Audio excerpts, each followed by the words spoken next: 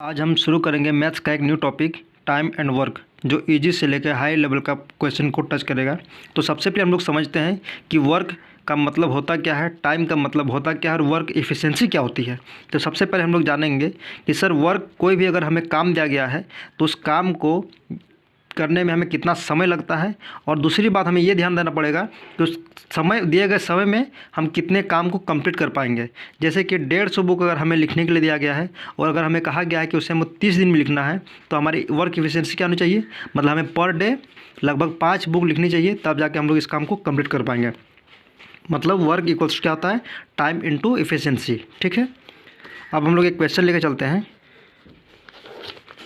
ठीक है, कहा गया कि अगर कोई व्यक्ति है, वो एक काम को 10 दिन में कंप्लीट करता है, बी कोई व्यक्ति है वो उस काम को 15 दिन में कंप्लीट करता है, तो बताइए दोनों मिलकर उस काम को कितने दिन में कंप्लीट करेगा।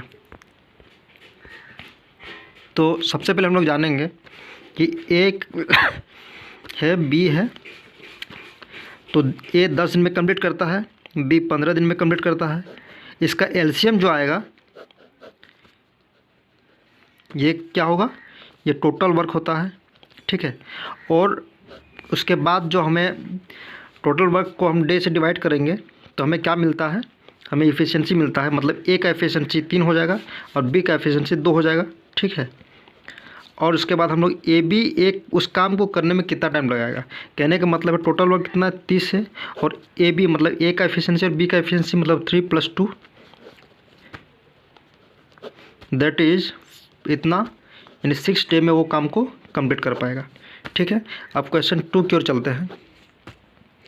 यदि ए और बी, अब इसमें देखा, इसमें ट्विस्ट क्या है कि ए बी किसी काम को 15 दिन में कंप्लीट करता है और बी अकेला उस काम को 20 दिन में पूरा करता है, तो बताइए कि ए अकेला उस काम को कितना दिन में करेगा।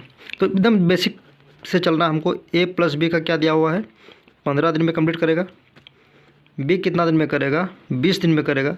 दोनों का जो रेशियो है वो क्या आता है, टोटल वर्क, इसका रेशियो क्या हो जाएगा, 60 आएगा। उसके बाद हम लोग जब निकालेंगे इसका एफिशिएंसी, तो 15 चौका 60, 20 दिया 60, यानी ए प्लस बी का एफिशिएंसी क्या है, 4, और बी का एफिशिएंसी क्या है।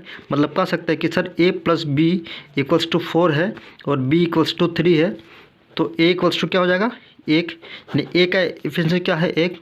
हमारे पास टोटल वर्क क्या है, 60 है टोटल वर्क, ए का एफिशिएंसी 1, मतलब वो 60 डे में कंप्लीट करेगा। ठीक है, अब हम लोग आगे चलते हैं कि अगर ए किसी काम को 18 दिन में कंप्लीट करता है, बी उसी काम को 15 दिन में पूरा करता है। ठीक है, और बी 10 दिन काम करने के बाद छोड़ के भाग जाता है, कहने का मतलब है 10 दिन काम करता है और छोड़कर भाग गया, तो बताइए ए कितना दिन में उस काम को कंप्लीट करेगा।